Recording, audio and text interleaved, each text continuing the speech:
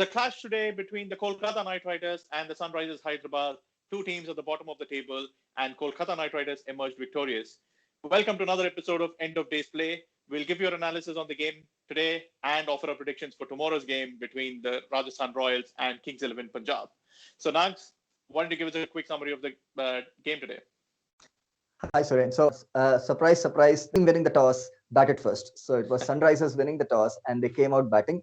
And they faced a very charged and energized Kolkata bowling lineup. So, it was Pat Cummins leading the way with a very miserly spell. And that kind of put the brakes right at the front for Sunrisers scoring. And Cummins knocked over Bairstow in his opening spell.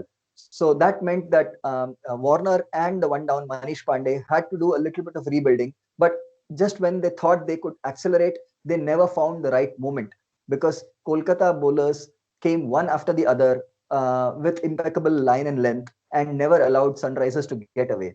And eventually it was Warner trying to accelerate and in the process falling, and then bringing Riddhiman Saha, who's playing today as a wicketkeeper, to bat at 4. And then, although they tried to conserve the wickets for a late flourish, but that never came. And eventually, it was Sunrisers who finished with 142 for the loss of 4 wickets in their 20 overs. So, in Kolkata's bowling attack, it was ably led by Pat Cummins' miserly spell of 1 for 19 in his 4 overs. Andre Russell chipped in with 1 wicket, bowling the death overs. And also the mystery spin of Varun Chakravarti took the wicket of David Warner. In reply, Kolkata came out, but again, they were jolted early with the loss of Sunil Narayan, their opener. But Nitish Rana and Shubman Gill put together a strokeful partnership, which was very beautifully compiled until Nitish Rana lost his wicket to T. Natarajan.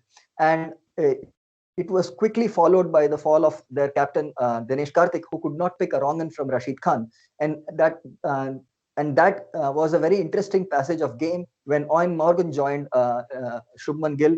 But then together the two of them steered the team to safety and eventually cantered to a very comfortable win, registering their win in just 18 overs. So in the end, it was KKR that won the game by 7 wickets. Thanks, Nag. Let's head into the key talking points of the day. At number 3, we are going to talk about KKR's bold team selection. I think it was very brave of them to go out with 5 frontline bowlers, and effectively that meant that Pat Cummins was going to be batting at number 7. It is not a role that he does quite often, often for Australia. So it was a new role for him. They were banking on his hitting abilities to come in as a late order finisher. Thankfully for them today, they didn't have to rely on that. But what that did do was give them 5 very strong options in addition to 2 other bowlers that they already had in the team. So effectively, if you look at the bowling lineup today, Dinesh Karthik ended up using 7 bowlers, and he used them very intelligently. So he bowled Cummins up front for 3 overs, got his 4th over finished before the end overs started, and then he brought in Andre Russell for 2 overs right at the death, using all his experience and making sure that Sunrisers did not get to a big total. Varun Chakravarti had a good day out. If people remember, he was KKR's big ticket buy in the 2019 auction. I think they bought him for close to 8 or 10 crores. I don't remember what it was. But he played a couple of games for them last season, but didn't have a lot of success. He got injured after that and didn't really have a chance to prove himself.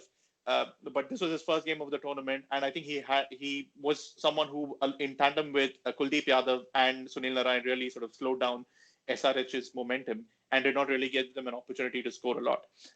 Yes, it was interesting and happy that you pointed that out. And I also feel that for someone like Kuldeep Yadav, who is currently lacking in confidence, it probably allows Dinesh Karthik to continue to play him and allow him to gain that confidence back. Even if he was to have a bad day, he has always other options to look up to. What do we have at number 2 today? So the squad limitations that Sunrisers have with their top-heavy batting lineup. So it's an open secret that they have a very explosive opening pair in Bairstow and Warner. But then again, their middle order is lacking in firepower. And then what has always worked in successful seasons in the past for Sunrisers is their bowling attack, and led by Bhuvneshwar Kumar and Rashid Khan. But then if one of those two don't have a decent outing, then their bowling attack seems suddenly very weak. And then even with Rashid Khan, the teams prefer to play him out and not take many chances against him. And therefore, it is quite easy to negotiate the rest of the bowling attack. And that's a big problem unless they bring in some out and out pace, probably in the form of Billy Stanlake.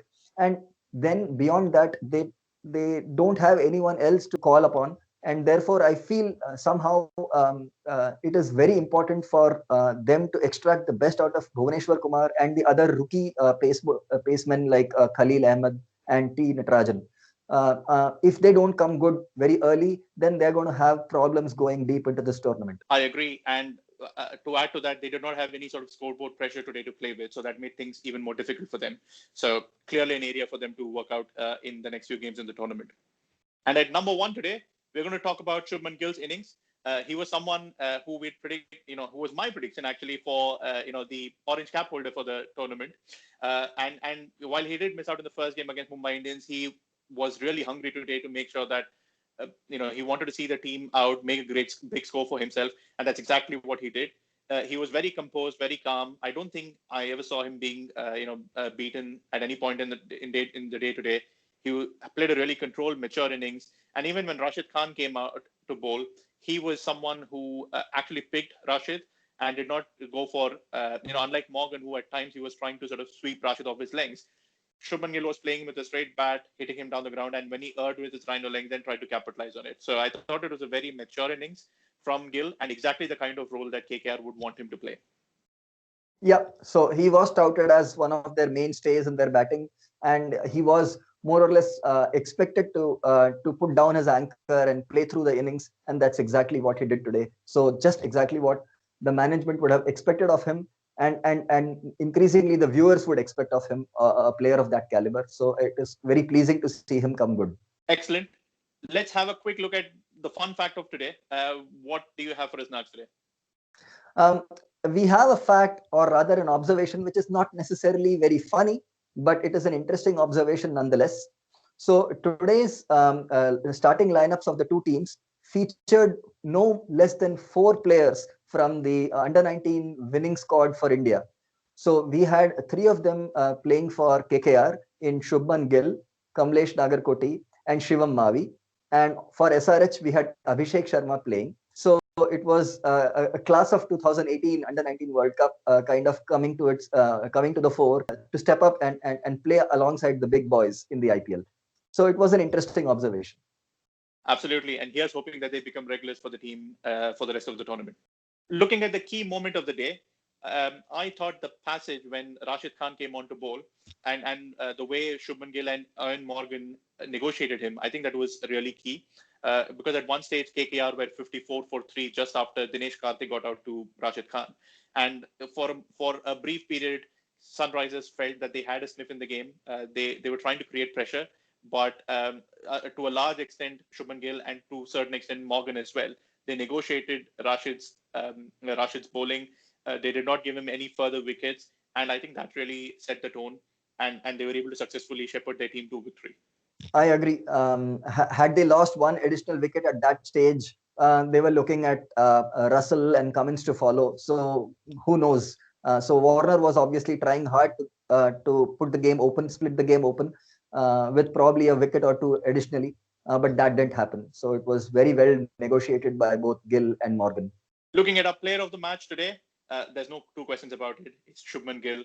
Fantastic, innings. And even though, while we'd like to commend the Kolkata bowling unit as well for a brilliant bowling performance today, I think it was Gill who really, took charge of the chase, saw his team through, and made sure that they, got home with a couple of overs to spare, which was pleasing to see. So tomorrow we've got another interesting game at Sharjah between the Rajasthan Royals and the Kings XI Punjab. The previous game, which was played at Sharjah between the Rajasthan Royals and the Chennai Super Kings, resulted in a high-scoring affair with both teams scoring in excess of 200. So, Nax, what's your prediction for tomorrow?